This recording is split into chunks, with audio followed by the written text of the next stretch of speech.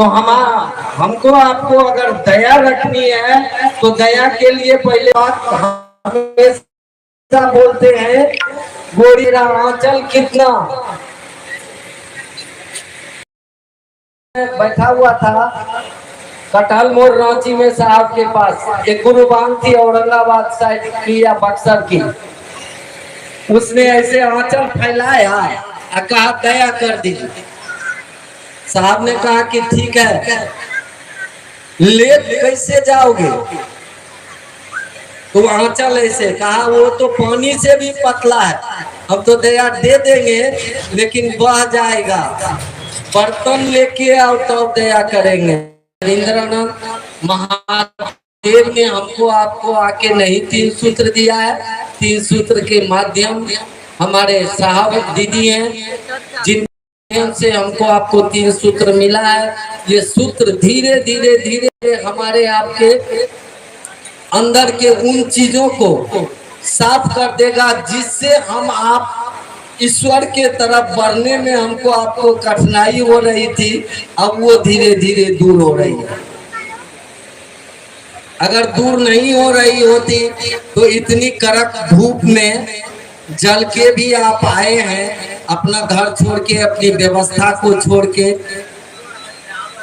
और जैसे तैसे भी आके आप के अंदर के वो चीज धीरे धीरे निकलते जा रहे हैं जो कल तक हमको आपको जगत में सिमट रहा था, अब वो हमको आपको छुट्टी दे रहा है। और जैसे जैसे साफ होगा साहब दीदी की दया धीरे धीरे हम में आप में उतरती चली जाएगी, हम आप शिव के करीब होंगे। चलिए आगे कुछ जी। अगला जिज्ञासा है कि शिव चर्चा और शिव शिष्यता में क्या अंतर है? जब तक आप में शिव शिष्यता नहीं होगी शिव चर्चा कैसे करिएगा?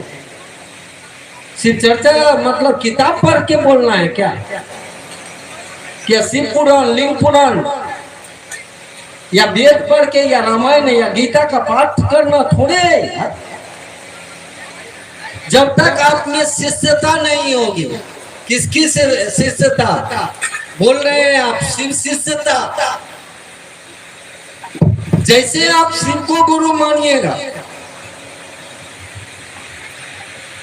तो शिव को गुरु मानने के बाद हमको आपको साहब के द्वारा जो मिला है कि 3 सूत्र करिए, उसी में ना शिव चर्चा है, उसी में ना नमः शिवाय है, उसी में ना दया मांगना है। तो जैसे आपका मन ये स्वीकार किया कि हे शिव आप मेरे गुरु हैं, एक्सेप्ट कर लिया। अब ये चीज तो एक्सेप्ट किया हमारे आपके मन ने, लेकिन मन से काम नहीं होता है ज्यादा दूर तक। मन का चीज हमारे आपके दिल तक उतरता है। नहीं, मन का चीज हम आप भुला भी जाते हैं, लेकिन दिल का चीज हम आप नहीं भुलाते हैं। कितनी कहानियां हैं, कितने लव स्टोरी है, इस पर दिल पर लव स्टोरी बना हुआ है, प्यार की प्रेम की कहानियां बनी हुई है। लैला मजनू, हीर रांझा, सोनी महिबाल, बहुत सारी कहानियां बनी हुई है। वहां मन की बात नहीं है, वहां दिल की बात चलती है। मन ने स्वीकार किया कि शिव मेरे गुरु है, शिव चर्चा से उठ के जाइएगा और रात में किसी की तबीयत खराब हो गई, आप कहिएगा दो मुड़ी मारते रोदाम के शिव चर्चा में तबीयत खराब है, अब नहीं जेबे, खत्म हो जाएगा आपका ये कहानी। लेकिन एक बात जानते हैं, जो चीज आपके दिल में अगर घर कर गई उसके लिए आप परेशान नहीं होते हैं, वो परेशानी आपको महसूस नहीं होती है। आप सिनेमा देखे, लैला मजनू सिनेमा में दिखाया हुआ सीन काट दिया, कड़ी धूप में वो मजनू रेगिस्तान में दौड़ता हुआ जा रहा है, लैला लैला लैला।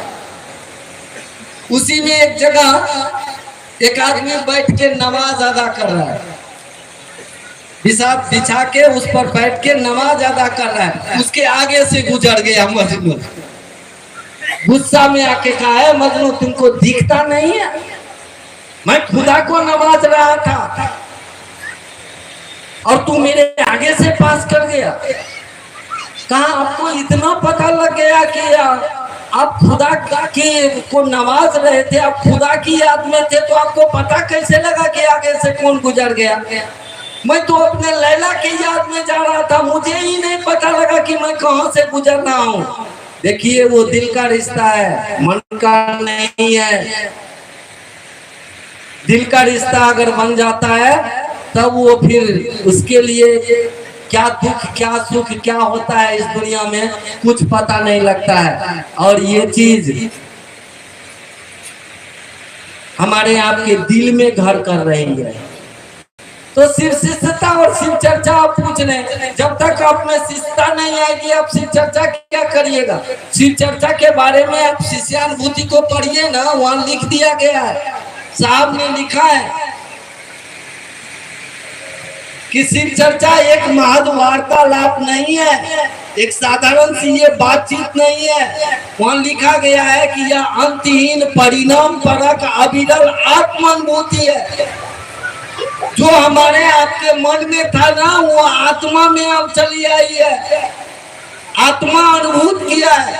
और आत्मा जिस चीज को अनुभूत कर लेता है वो रिश्ते टूटते नहीं है।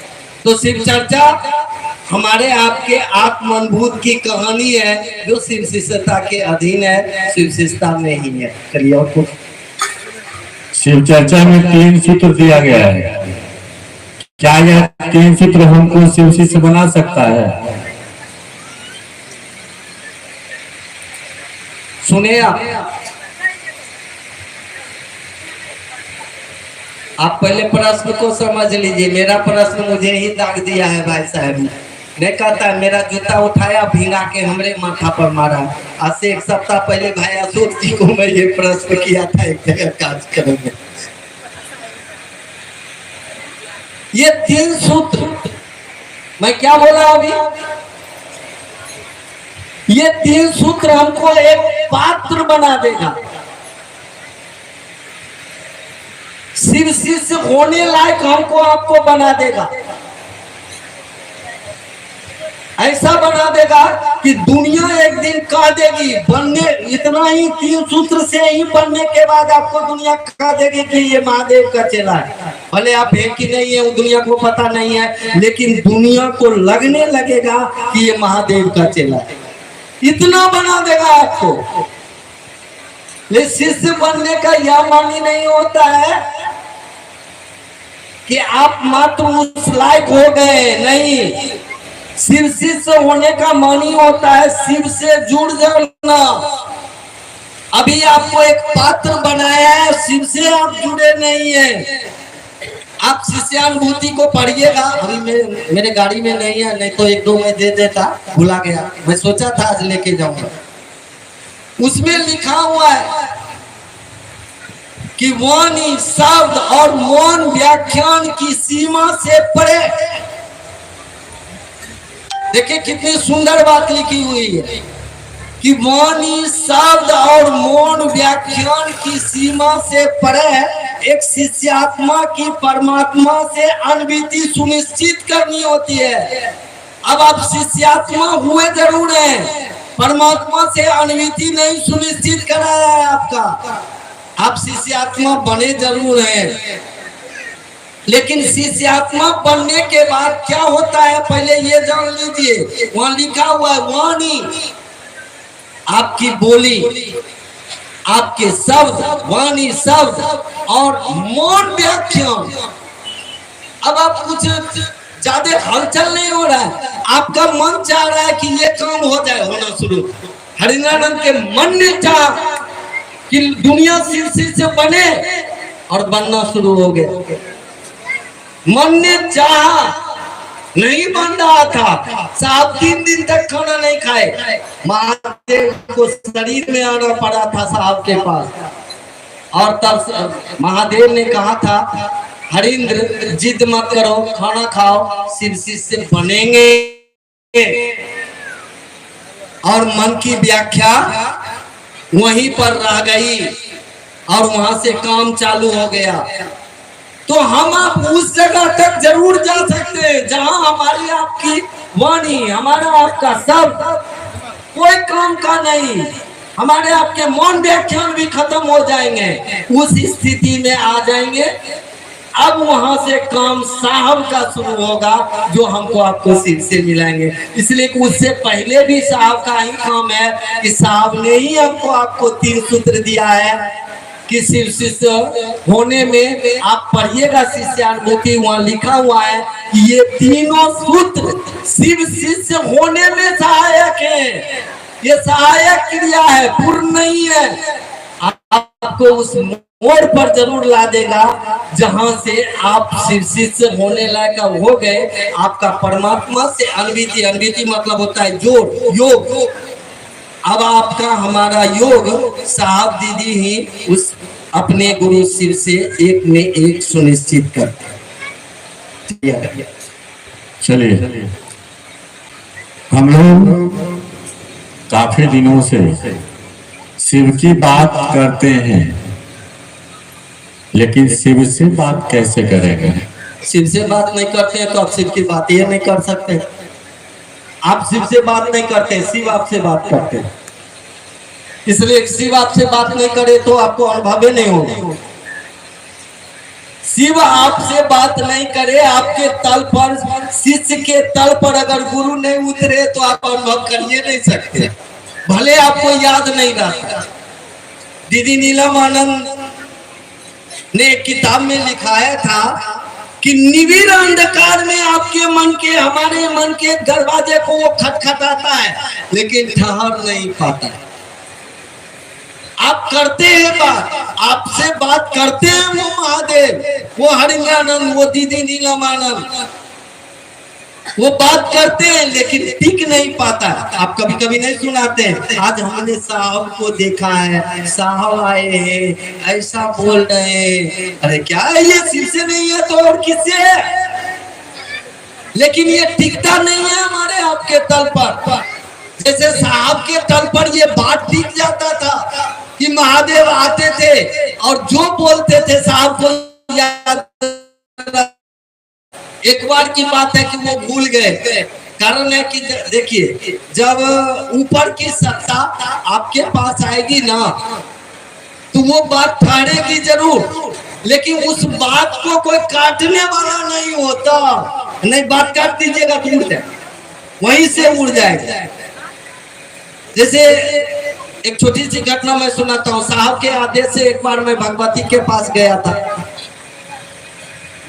तो जब मैं भगवती के पास था तो मेरी बातचीत, मान लीजिए कहानी है, इसको सच मत मानिएगा, कहानी समझिए, झूठा भी होता है सच्चा भी होता है, लेकिन है मेरे दिल की आवाज।